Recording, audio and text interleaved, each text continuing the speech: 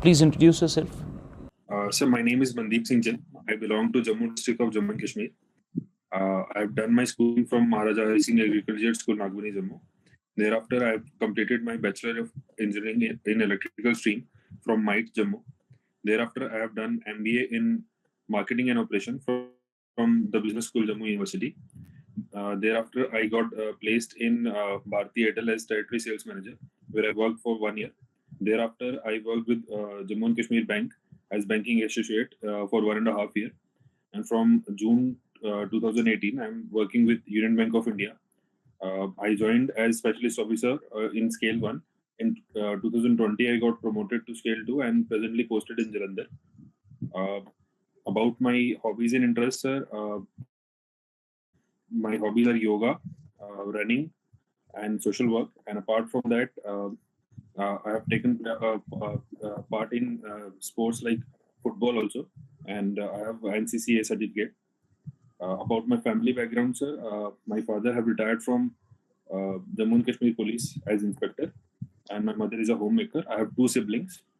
My first sibling is working with Jammu and Kashmir Police as sub inspector, and my younger sibling is working with Border Security Force (BSF) as constable. And my first service of choice is Jammu and Kashmir Police. So there is a lot to talk about. Let me first talk about your background. So you've done electrical engineering and then an MBA. Why would you do MBA after your BTech? So there are two reasons. One, that I was not getting the job. Second, sir, I wanted to go into the government service only. So at that point of time, I wanted either into Jammu and Kashmir Police or into Defense Forces. So that's why I chose MBA over getting into a job, because it gave me 2 years to prepare for the exam, apart from getting a degree as well. So basically, you've done MBA, but you were not interested in MBA. Sir, no, it is not that I was not interested. I had two options. One was MBA, other was MTech through GATE. So I chose MBA because I thought there were few skills which were lacking in me. For example, my communication skills were not up to mark at that point of time. So I wanted to polish them, and that's why I went with it. What led you to go for engineering in the first place? Sir, at that point of time, I'm the first in from the family, so there was nobody to guide at that point of time. So all of my friends were selecting engineering. That's why I went for engineering as well. But after joining engineering, sir, I joined in the computer branch. But I found it that my interest was not in computer, so I changed it to electrical, and then I went with the electrical engineering, sir. Okay, what is the difference between bachelor's in engineering and bachelor's in technology? Sir, there is a slight difference in Bachelor of Technology.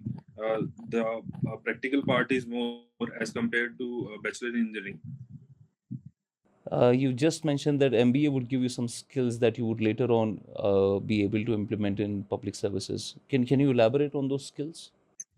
Sir, one is communication skills, managerial skills. In communication skills, I'm able to communicate with everyone now, as I was an introvert earlier. So that MBA helped me to get that right.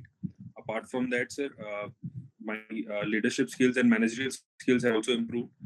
Apart from that, the operational, I've done MBA in marketing and operations. So operations part will also help me in public service. For example, in setting things right or allocating resources to different places. So in those areas, it will help. And also, sir, after MBA, I've pursued my career in the marketing only. Apart from a brief stint in Jammu and Kashmir Bank, I have been into marketing only. So that will also help me in the services, sir.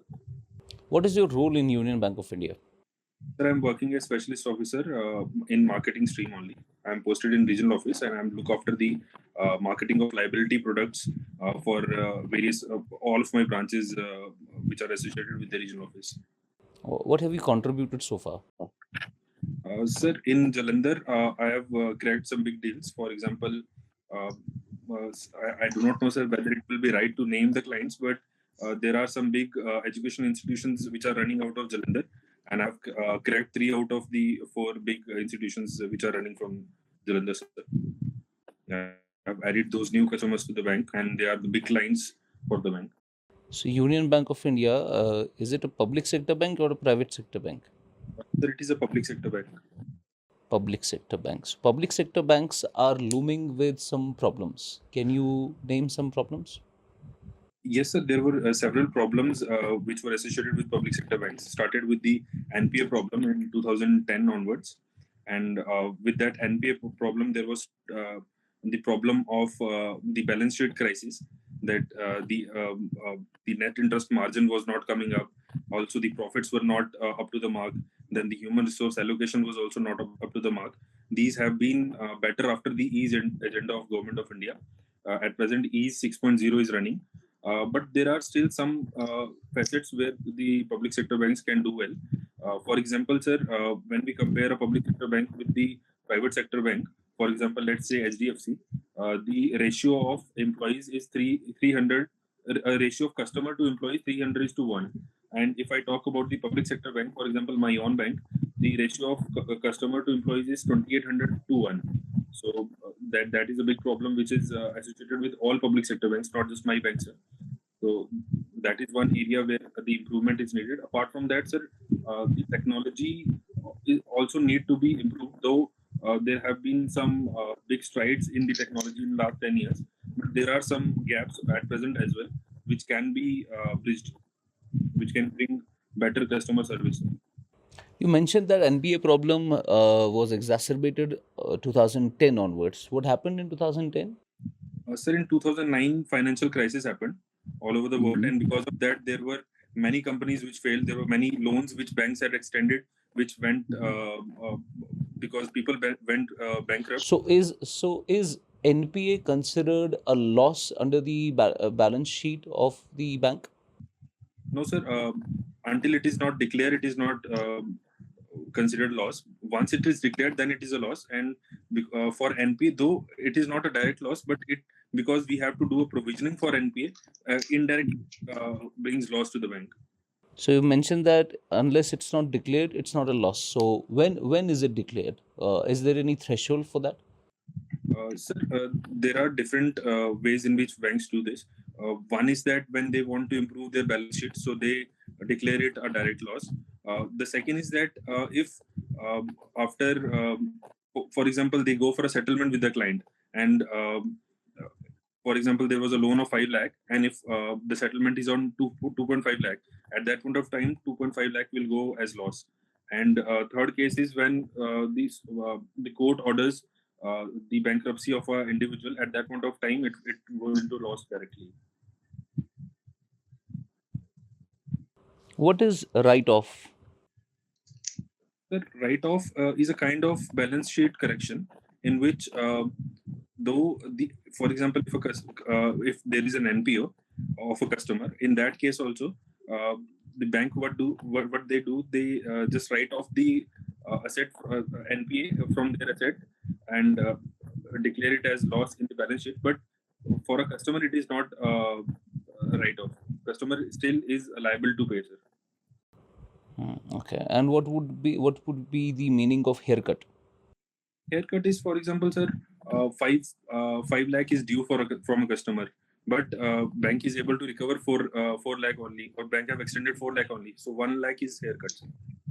So can you shed some light on how do banks decide their lending rates?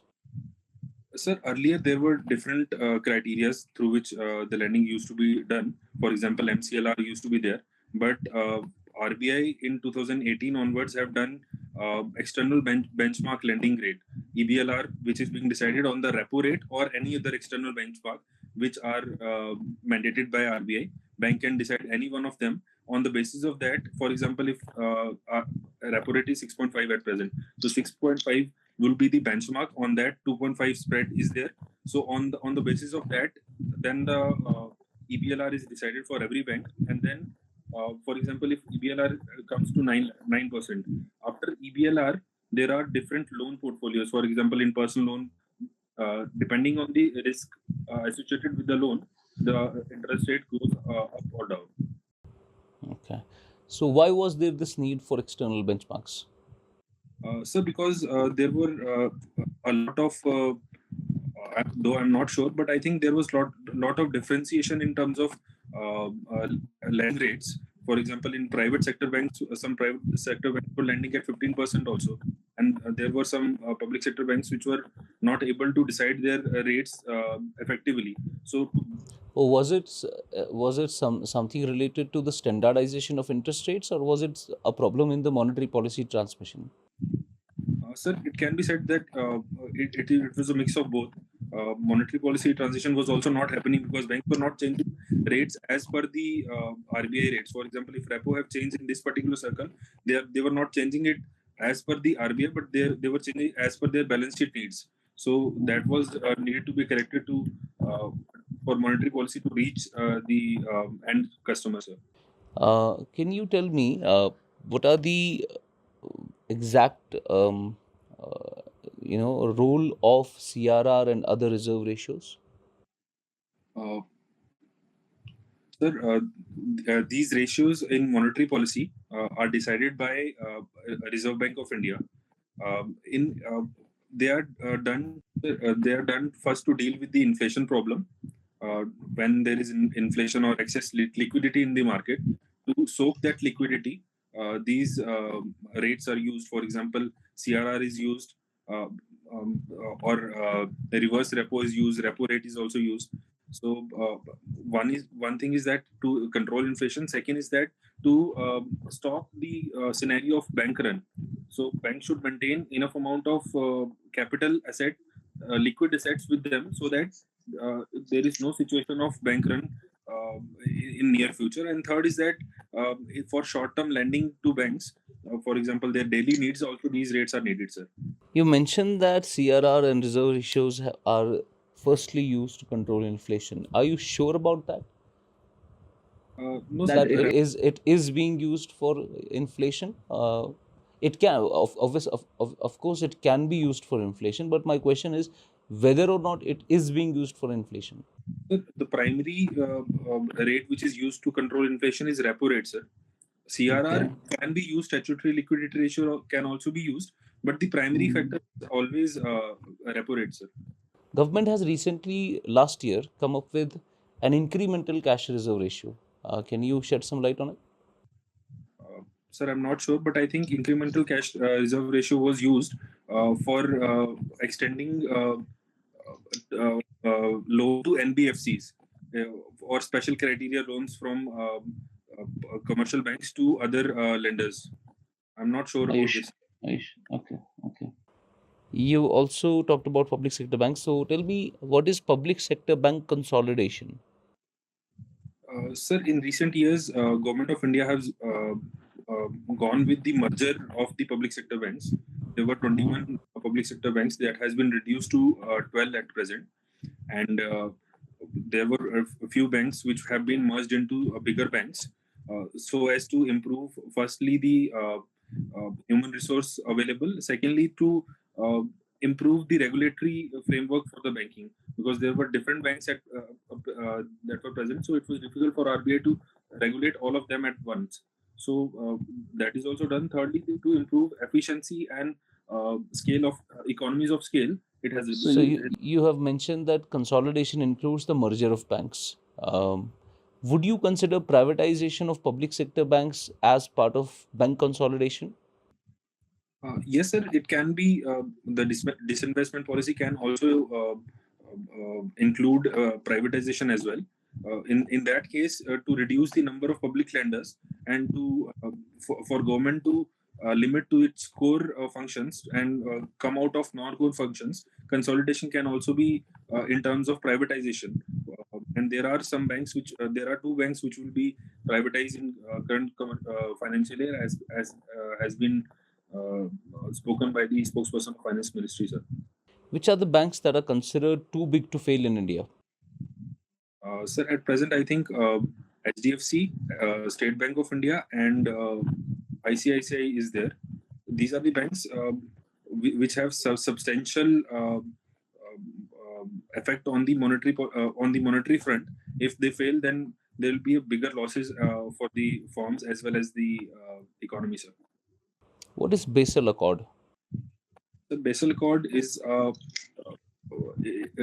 international agreement with which on which various central banks of various countries decide their different ratios on to ensure that their stability is maintained.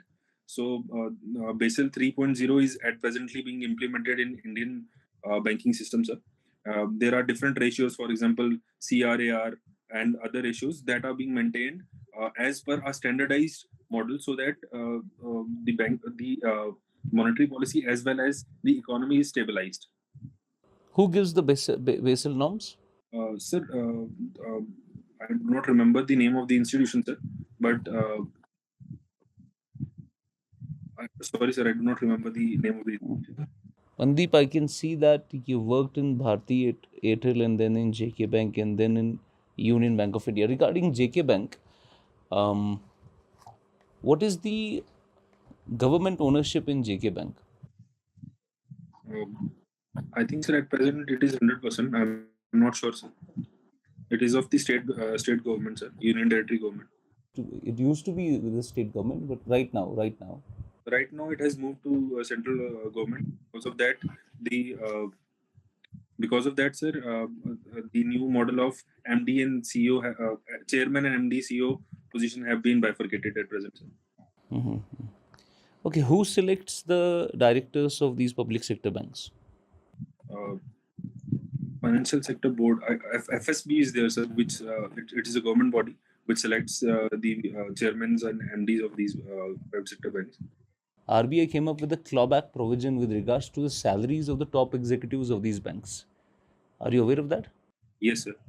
In case there is a default or there have been some substantial uh, uh, loss to the bank because of an action of these directors, in that case, the bank can recover their salaries from the employees, sir. Mandeep, मैं देख रहा हूँ कि पहले आपने बहुत सारी चीज़ें चेंज करी है अपनी लाइफ में, जैसे इलेक्ट्रिकल इंजीनियरिंग से एमबीए, फिर एमबीए से फिर एयरटेल से अब जेके बैंक, फिर यूनियन बैंक और अब सिविल सर्विसेज। इसमें क्या आप पर क्या गारंटी है इस बात की कि आप सिविल सर्विसेज पे टिकेंगे? Sir, from the start, I wanted to be in civil services only, but I did not had confidence. My posting in Union Bank of India in New Delhi was the one which changed my vision towards civil services. I never had enough amount of confidence for civil services, though I cleared.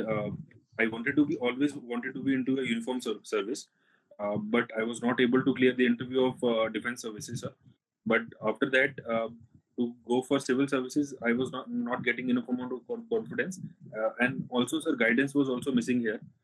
Once I joined in Union Bank of India, when I went to Delhi, sir, there were few of my colleagues who were preparing, and there were various opportunities available in terms of books as well as guidance, which I utilized in Delhi, and that helped me in preparation, sir. So, You've done so much with your life. Why civil services? Why are you so obsessed about civil services? sir, I think more than obsession, it is something uh, uh, with the family, sir. My father have served in this uniform. My younger sibling is also serving in this uniform only. So I also want to be a part of the family legacy, sir. And apart from that, it gives you more joy to serve others than just business-oriented operations, sir. If only business was the motive, sir, I would have done a business and would have earned better. But I think in civil services, I'll be able to do better. I've done social work earlier that I am not able to carry forward at present. But I think through civil services, I will be able to consolidate that and bring my interest in social work as well as my present career in sync, sir. You've taken PSIR as your optional, right? Yes, sir. Why PSIR? You could easily have taken management as your optional. Uh, Sir, I think management would have. I would have to study extra for management in PSIR. I have limited time to prepare, sir. So in PSIR, there are in two parts. That is paper one B section and paper two B section, which are directly in the syllabus of GS2 also. And apart from that, there are some links with essay paper as well. So it helps me in my preparation and improve my time efficiency, sir. That's why I chose PSIR. Can you tell me what is happening in Bangladesh? So Bangladesh is going through a civil crisis at present. The government of Awami League has already resigned, and the former Prime Minister Sheikh Hasina has taken refuge in India. And at present, there are still protests going on, and there is a new demand of Chief Justice of Bangladesh to resign. And these all problems started with the protest for reservations, and most of the students from universities gathered and started protesting against the reservation policies of Bangladesh, which were Do around you think it is entirely student led, or are there any other actors that are part of it? other actors, including the fundamentalists as well as the geopolitical actors. For example, sir, these all protests started getting heated up once the US diplomat Donald Lu, who visited Bangladesh on 30th May, after that, these protests began even more, started erupting more ferociously than even what was happening in before his visit. So there are many actors which have been involved, and I think it has become a geopolitical chessboard in Bangladesh, which has led to the present crisis. And there have been a lot of loss of property and life in this crisis. That US representative was also named with regards to the regime change that happened recently in Pakistan. Uh, so US has been meddling with the democracies all around the world. So why do you think that they are not able to penetrate Indian democracy? Sir, there are primarily two or three reasons for that. One, that India have maintained a strategic autonomy from the start. From 1950s onward, India has maintained its stance and have not changed its policy of strategic autonomy. That give a very little room for geopolitical players to play anything in Indian democracy. And second, sir, there have been a good proportion of civil society as well as army, which has been instrumental and pillars of the democracy in India that have not, unlike the other democracies in the region, for example, Pakistan or, for example, Myanmar, the army have not played any active role in terms of the governance. They have stayed into their own sphere. So I think these two things are the prime factor that other actors are not able to play here. What do you think would be the impact of the Bangladesh crisis on India-Bangladesh relationship? So there are, though Sheikh Hasina government was going through crisis in its own country, but for India, it was a pro-India government. So once that government has been removed, and still there is no clarity that a stable government will come in Bangladesh. So it has a lot of implications for India. One is that on diplomatic front, that India is presently suffering because the line of communication has been breached. Now we are trying to make fresh line of communication. A new committee has been formed. Second is, sir, in terms of defense, sir, a third front will be open for India. Already we are fighting on two fronts, so India do not want a third front, that to the largest boundary, that to the country with which we are sharing the largest boundary. So in that case also, sir, we do not want fragile relations with Bangladesh, and more than that, Northeast is soft belly of India, sir. So we should do our best to maintain a good relations with Bangladesh, sir. Do you think liberating Bangladesh in 1971 was a mistake? No, sir. I think it was both on human grounds. It was a right decision, as well as on geopolitical front. It was a right decision because if it would not have been done, then India was in a very peculiar situation where we were fighting with China, as well as two fronts were open for India, each on western and eastern border. So one border closed for so many years, and we had very good relations with Bangladesh since then. So I think geopolitical masterstrokes. Why is Waqf bill amendment bill in news? Sir, because has been introduced saying that the earlier what earlier um, the policy of the rule of work board, that they can acquire land irrespective of the title. So if they are claiming then the respondent used had to uh, then the respondent had was his land. But now all those power are being diluted, and more than that, there has been a lot of criticism on the basis that those who are not from the Islamic religion are being forced into the Waqf board. That will pose a bigger challenge. So that is the reason it has been in news, sir. So, do you think there was any provision that was stopping non-Muslims from being part of the Waqf board? No, sir, but I believe that there was not a forced inclusion. Earlier, there was forced inclusion. If there was somebody who was capable enough and Bhagavad thought it is a right to include, that was included. Now it is that government will decide who will enter the board. So, in that front, I think it is wrong, sir. So, do you think you think it is wrong, the stance of government? Sir, because why I think it is wrong, because there is not enough amount of deliberation which has been done. It is directly introduced in the parliament instead of, sir. I think the deliberation has not been done on ground, and people have not been consulted. So first and foremost, quality of a democracy has not been maintained. What is India's Taiwan policy? Uh, India have maintained one China policy long time, sir, and have not declared Taiwan as a separate nation. Though we operate some consulates offices in Taiwan, but we have not declared them an independent country, sir.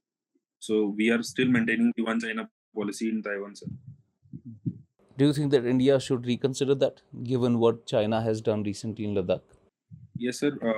What China have done in Ladakh, as well as in its association with Pakistan at present, I think India should reconsider its stand on Taiwan. But don't you think that reconsidering the one China policy would exacerbate the already differences we have with China? Yes, sir. It will be difficult to reconcile with China, but in the past 5 to 7 years, from intensity of the crisis between the two nations has already increased, and whether we reconsider it or not, China is already pushing into India's a soft belly, whether it is in northeast or in Kashmir. China have been pushing forward in both the fronts. Uh, in Ladakh, there has been reports of a lot of land which has been taken over by Chinese forces. So in that respect, they are not respecting our sovereignty. So we should reciprocate in the similar sense.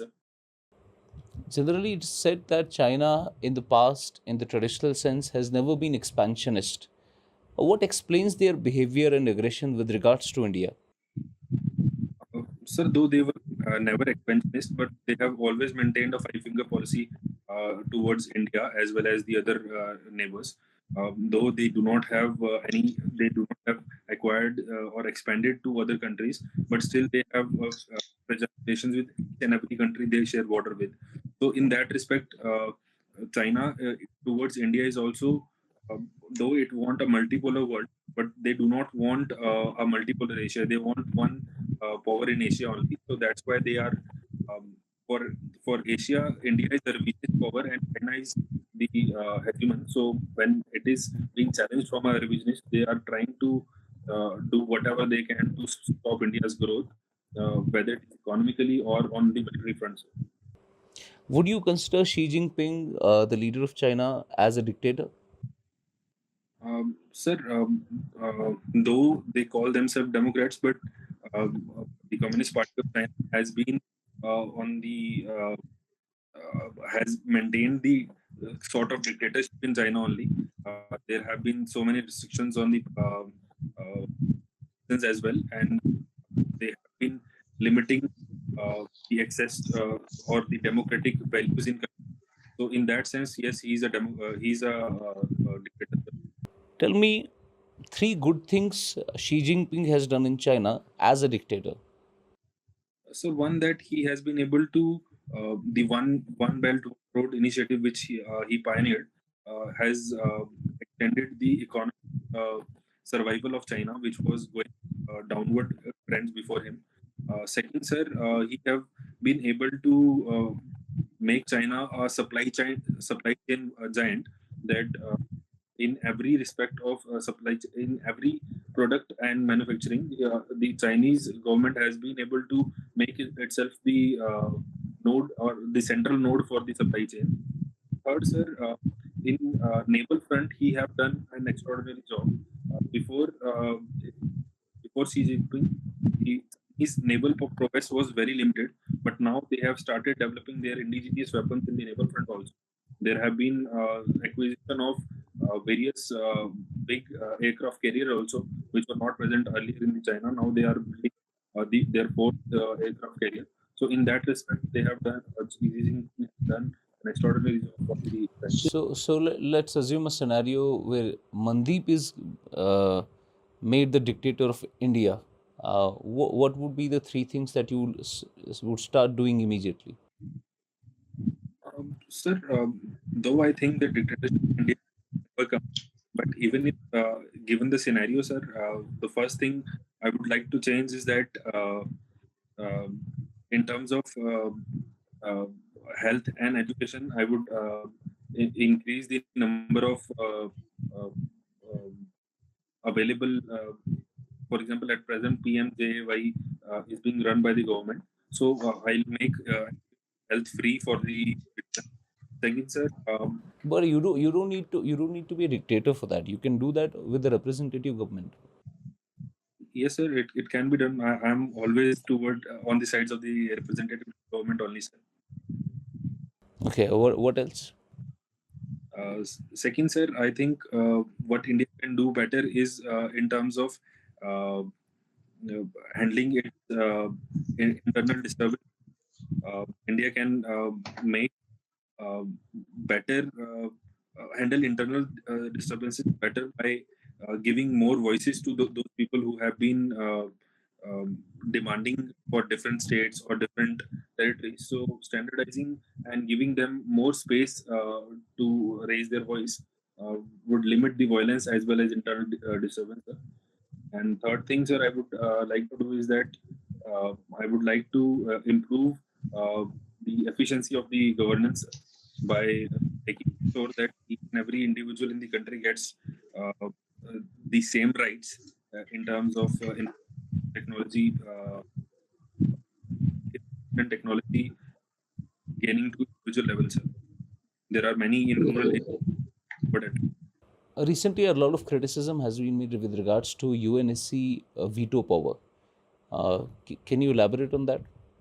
yes, sir, the power is at present limited to five P5 countries, and at present it do not the present global situation. There have been a lot of criticism for UNSC because, uh, except for Korean War, there have not been a single decision which could have been taken by UNSC.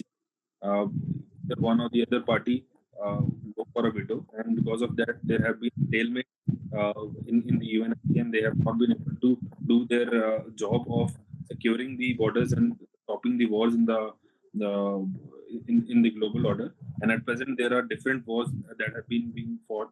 The Russia-Ukraine war is there. Then there is a lot of turmoil in the Middle East. So UNSC have not been able to take a decisive action in both the cases, and because of that, it has been criticized. And there are many new voices which are being coming up, including India, which are demanding for a UNSC seat and reforms in the UNSC so that it can be made more operational, which earlier it is not been able to do.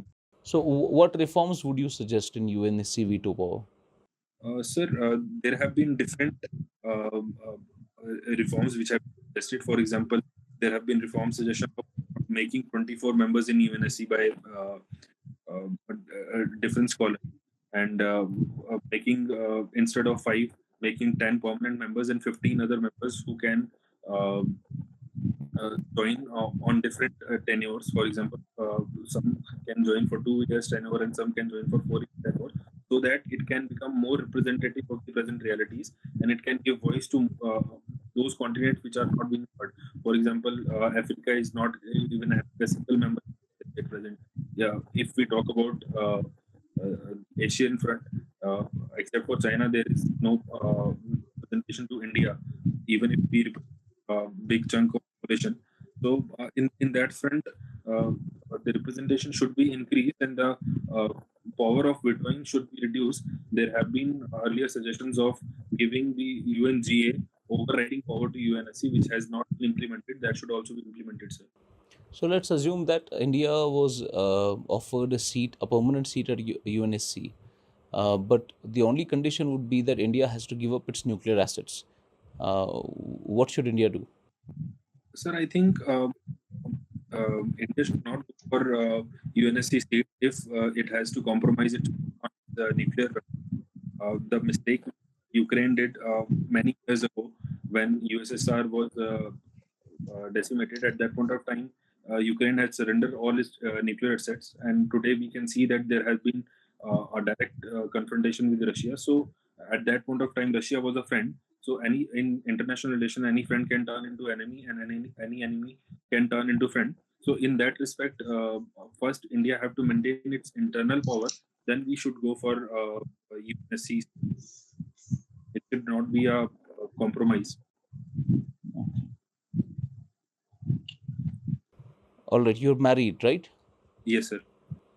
Okay, tell me, how have you navigated this challenge of balancing your personal life and your professional aspirations? Sir, as far as my marriage is concerned, at present pursuing, my name of my wife is Dr. Sulekha Manas. She's a dentist and she's at present pursuing uh, dental sciences. So she's in her final year. So in that respect, sir, I got respite in terms of my time that would have been given to my family. So I have that freedom in terms of my wife. She is very supportive in that front.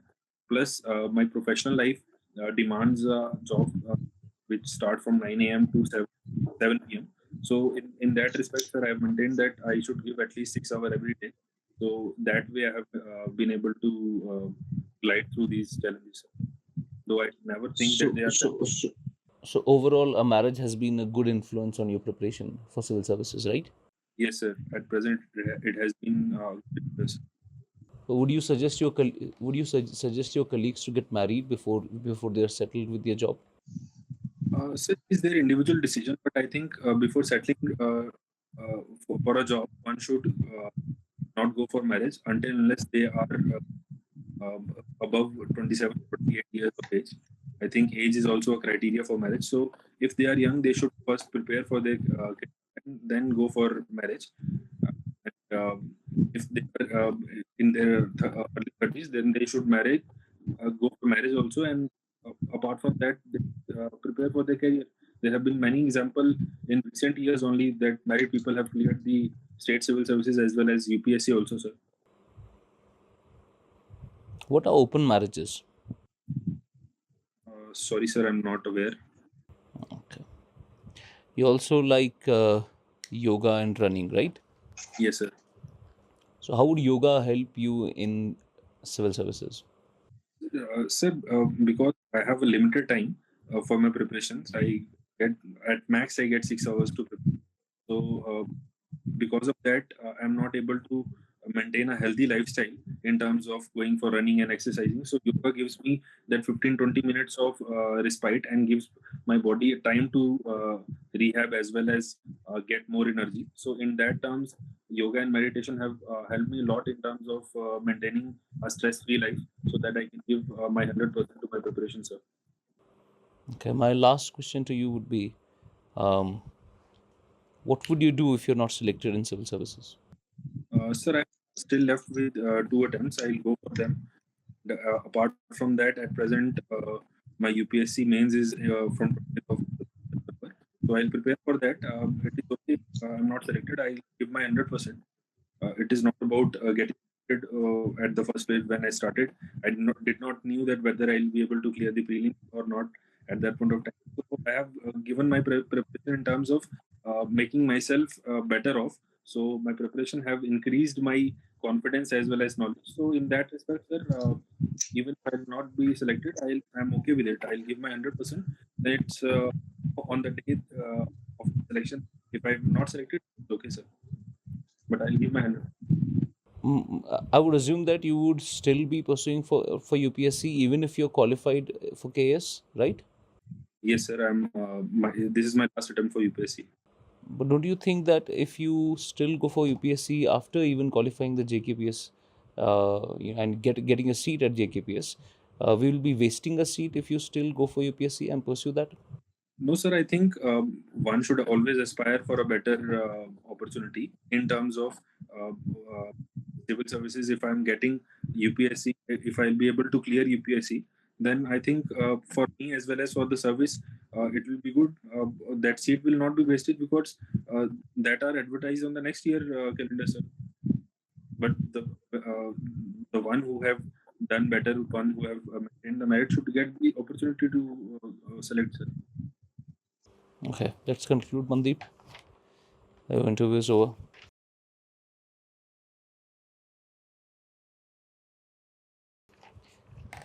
I have your feedback ready.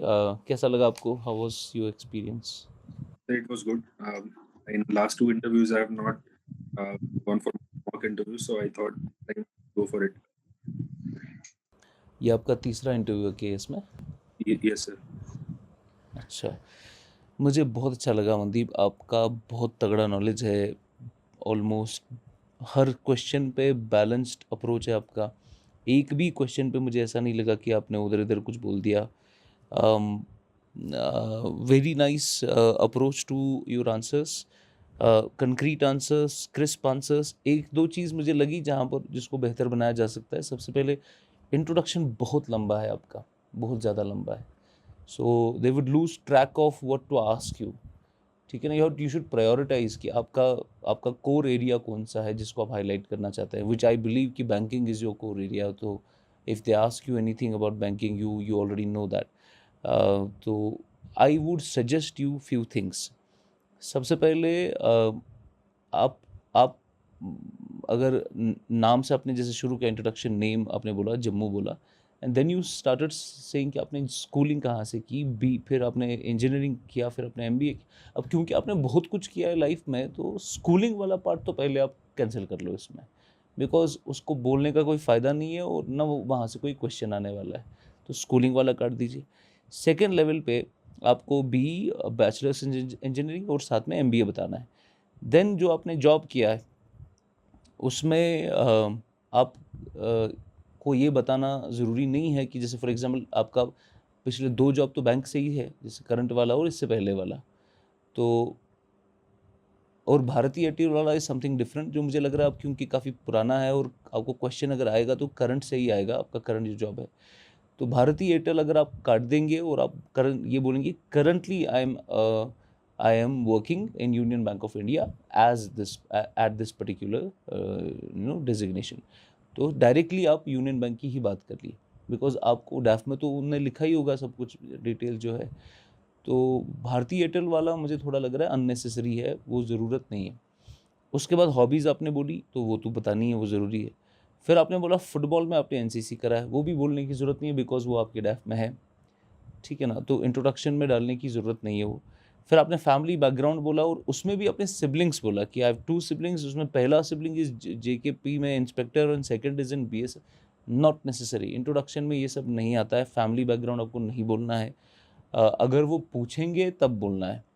तो आप यहाँ से बोल रहे हैं, वो बहुत लंबा इंट्रोडक्शन हो रहा है. Then you also talked about your mother is a home maker and your preference is Jammu Kashmir police. वो तो प्रेफरेंस तो बता सकते हैं आप, बट बाकी ये 2-3 चीज़ें काट दीजिए. आप एक स्कूलिंग काट दीजिए, भारतीय एयरटेल काट दीजिए और फैमिली बैकग्राउंड और your mother is a home maker, ये वाली लाइन काट दीजिए, बिकॉज उनको डैफ से तो पता चल ही जाएगा. और अगर वो जानना चाहते हैं आपकी फैमिली बैकग्राउंड के बारे में, दे वुड आस्क इट. आप यहीं से क्यों बोलेंगे उनको? और एनसीसी वाला भी काट दीजिए बिकॉज वो भी उनको स्पेसिफिकली मिल जाएगा डैफ से. बाकी ये थोड़ा क्रिस्प होना चाहिए. तो सेकेंड, उसके बाद वी टॉक्ड अबाउट बीटेक से आपने एमबीए क्यों किया. तो आपने जो उसमें रीजंस बताए, 2 रीजंस बताए. पहले आपने बोला कि not getting the jobs that were comparable to your knowledge, या जो आपका एजुकेशन था. अगर वो देखा जाए तो आप तो आज भी वही जॉब कर रहे हो जो आपका कोर जो एजुकेशन था उसके साथ रिलेटेड नहीं है. अगर you're an engineer by profession, लेकिन आप मार्केटिंग का काम कर रहे हैं अभी.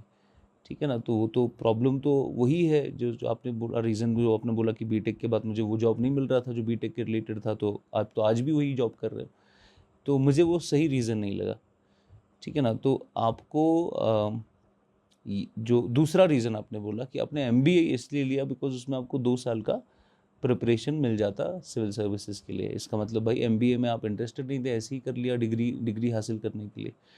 उससे जो बेहतर आंसर है ना वो है जो आपने बाद में दिया, दैट इज़ कि आपको आपके अंदर कुछ वीकनेसेस थी जो आपको लगा कि एमबीए से दूर हो जाएंगी, जैसे कम्युनिकेशन स्किल और मैनेजरियल स्किल्स और operations and setting things right etcetera etcetera, वो जो चीज़ें आपने बोली, that is a good answer. वो आप बताइए, आप ये मत बताइए कि मुझे 2 साल का प्रिपरेशन करना था इसलिए एमबीए किया। वो ये बताना है मुझ में सर इनहेरेंटली कुछ मुझे लग रहा था, मेरी पर्सनालिटी में अगर ये चीज़ बदलाव आ जाता तो मैं और ज़्यादा बेहतर पर्सनालिटी बन जाता, जिस पर फिर मैंने काम किया एमबीए के अंदर। वो बड़ा अच्छा आंसर मुझे लगा। ठीक है ना। देन हमने बात करा यूबीआई के बारे में। तो बैंकिंग में तो you have just cracked it all together, आपका कोई दिक्कत नहीं है बैंकिंग में, almost you know it all सब कुछ। आईसीआरआर गलत बोला आपने, आईसीआरआर देख लेना आप। ICRR is incremental cash reserve ratio, which is another cash reserve ratio for just a specific period of time। जो लास्ट ईयर जैसे 2000 का नोट जो विड्रॉल किया गया था, या उससे पहले 2016 में जब 500,000 के नोट्स को डिमोनेटाइज करा गया था, उस वक्त ICRR लाया गया था बिकॉज बैंक के पास काफ़ी सारा NDTL था और थोड़ी देर के लिए RBI ने वो सारा पैसा ICRR में ले लिया था। तो 2016 में तो ICRR का रिजर्व उन्होंने कुछ 20-25 दिन के लिए 100% रखा था, और लास्ट ईयर उन्होंने 10% का इंक्रीमेंटल CRR डाला था उनको। तो कभी कभार क्या होता है, CRR के 2 रेट्स आ जाते हैं। सो वन वुड बी 4.5% का जो नॉर्मल डिपॉजिट्स पे होता है, अनदर वुड बी 10% का जो इंक्रीमेंटल डिपॉजिट्स पे होगा in a certain period of time. तो दैट इज ICRR। उसके बाद पब्लिक सेक्टर बैंक कंसोलिडेशन में, consolidation basically is two phase, एक तो उसमें मर्जर आता है, दूसरा प्राइवेटाइजेशन आता है। तो both of them are two phases of consolidation.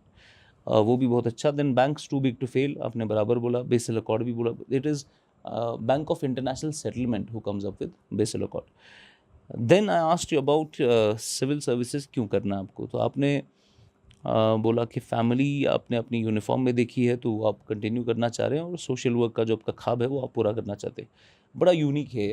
Generally बच्चे जो बोलते हैं ना कि डाइवर्सिटी ऑफ कल्चर और वो ये सब डिसीजन मेकिंग अथॉरिटी, वो बहुत ज़्यादा अब ये हो चुका है, क्लीशे आंसर बन चुका है।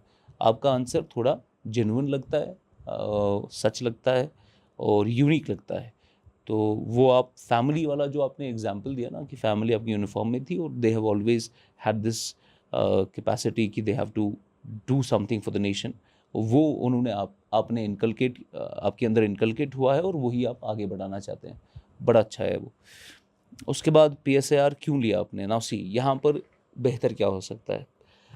मैंने आपको बोला वाई नॉट मैनेजमेंट, तो PSAR क्यों लिया, तो आपने बोला सर इसका लिंक आता है GS के साथ और इसका लिंक आता है SA के साथ। सो यहाँ पर आप क्या बोल रहे हैं, जनरली जो भी क्वेश्चन पूछा जाता है ना इस तरीके से, PSAR क्यों लिया, it is not, they are not asking about कि PSAR में क्या खासियत है ऐसी। It's not a question on PSAR, it's a question on आपने क्यों लिया, दैट इज़ अ क्वेश्चन। तो these are two different question. जब PSAR में क्या खासियत है, तो खासियत उसमें ये है कि वो GS के साथ लिंक करता है, SA के साथ लिंक करता है, वो PSAR की खासियत है, आपकी खासियत नहीं है। दूसरा हो गया आपने क्यों लिया, तो वहाँ पर आपको अपने रीजंस बताने हैं। ठीक है ना, अपने रीजंस आपके होने चाहिए where you communicate your values, कि sir lately you have realised कि if you want to become an informed citizen of India, you have to have an understanding about the international relations, what is happening world over, the political systems in the world, और बेहतर political system क्या है, etc etc, जो भी आप बना सकते हैं। But you have to showcase कि you were interested in this and it was your inherent decision कि नहीं ये मेरी personality के लिए बहुत अच्छा है। जैसे MBA वाला आपने बड़ा अच्छा जवाब दिया, वो skill वाला, वैसा ही कोई जवाब निकालिए आप PSAR के लिए, तो वो बहुत अच्छा वो होना चाहिए कि ये आपका रीज़न है PSAR का, आप PSAR को कैसे देखते हैं, तो अपने बारे में बताना है, PSAR के बारे में नहीं बताना है। तो वो वहाँ पर आप थोड़ा एक बेहतर जवाब दे सकते हैं। उसके बाद बांग्लादेश की बात हमने की, बड़ा अच्छा जवाब दिया आपने। फिर वाई नॉट इन इंडिया की डेमोक्रेसी को क्यों नहीं पेनिट्रेट कर पा रहा है अमेरिका, तो वो भी अच्छा जवाब दिया आपने। बांग्लादेश इंडिया पे क्या रिलेशनशिप पड़ेगा, तो डिप्लोमेटिक फ्रंट और डिफेंस पे थर्ड फ्रंट हमारा खुल जाएगा, बहुत अच्छा आंसर था वो। उसके बाद एक जगह पर जो मुझे लगता है आपने बहुत बड़ा ब्लंडर कर दिया, दैट इज़ वक्फ पे जो अपना आपका स्टांस था. You should not say anything negative about the procedure जो भी गवर्नमेंट अभी फॉलो कर रही है.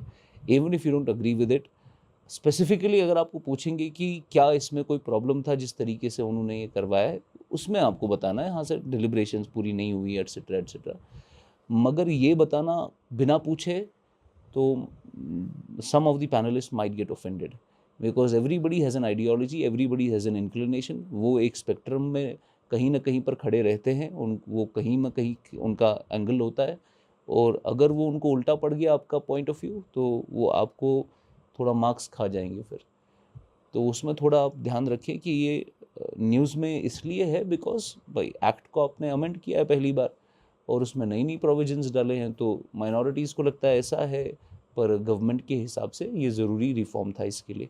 तो बैलेंस्ड अप्रोच देना है, ये नहीं बताना है कि डिलिब्रेशंस नहीं हुए और डायरेक्टली इंट्रोड्यूस हुआ और डेमोक्रेसी वाज नॉट मेंटेन. बड़े डेंजरस स्टेटमेंट्स बोले आपने. अल्टीमेटली आप उन्हीं के लिए जॉब करना चाह रहे हो ना, जो लोग ये कर रहे हैं, तो डजंट मेक एनी सेंस.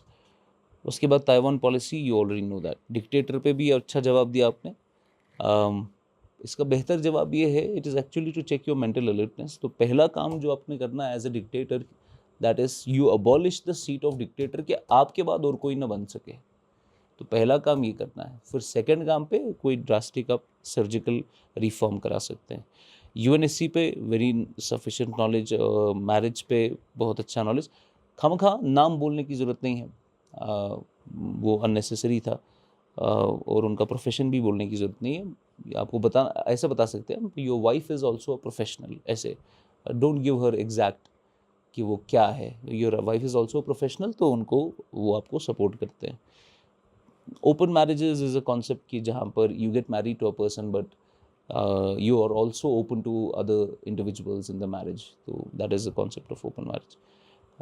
बहुत अच्छा है नॉलेज आपका. मतलब अगर आप थोड़ा ही इस पे, ये अगर गलतियाँ नहीं होती ना कि इंट्रोडक्शन इतना लंबा नहीं होता और वक्फ पे आपने जो बात बोली वो नहीं आपने बोली होती, it would have been the best interview जो मैंने आज किया है. ठीक है, बहुत तगड़ी नॉलेज है आपकी. मुझे नहीं लगता है कि आपको कोई प्रॉब्लम होगा. बस खुद से कोई ब्लंडर नहीं कर लेना, वरना तो इंटरव्यू आपका झक मार के निकल जाएगा. You are a potential officer, आपका ऑरा वैसा है, आपका बैलेंस वैसा है, आपकी नॉलेज वैसी है, आपका एक्सपीरियंस लाइफ का बहुत तगड़ा है. तो इंटरव्यू में तो मुझे नहीं लगता प्रॉब्लम होगा आपको उनकी वजह से. बस आप खुद अपना नुकसान नहीं करा लेना, वो तो नहीं करा पाएंगे. आपका बहुत अच्छा नॉलेज है. You are a potential officer. I believe that this is going to be your attempt. Thank you, sir. Hopefully. Inshallah. If you want to ask anything, please ask. No, sir, बस यही एक वही होता है कि interview से पहले nervous feel. नहीं, मुझे ऐसा बिल्कुल भी नहीं लगा. हो सकता है आप अंदर से नर्वस हो, बट आपके चेहरे पे ऐसा दिखता नहीं है. You look very confident. कोई दिक्कत नहीं है. इंटरव्यू में आप समझिए, मेंस अगर आपका ठीक गया है, interview is not going to be a problem for you. और आप अपने आप को भी देख लेना. हम ये वीडियो पूरा आपको भेज देंगे, मैम आपको भेज देगी. वो अपने आप को अच्छे से देख लिया, आप कहाँ पर आप आपके जवाब बेहतर कर सकते हैं. और then we'll also be sharing an edited version. पहले आप एक रॉ वर्जन देख लेना इसका, तो आपको पता चलेगा, अपने आप को थोड़ा बेहतर इवैल्यूएट कर सकते हैं आप. ठीक है. All the best Mandeep. आपको बहुत बहुत मुबारक कि आप यहाँ तक पहुँचे, और मैं आपको पहले से ही कॉन्ग्रेचुलेट कर रहा हूँ. आई होप कि आप लिस्ट में होंगे. Thank you, sir. Thank you for time. Take care. Bye.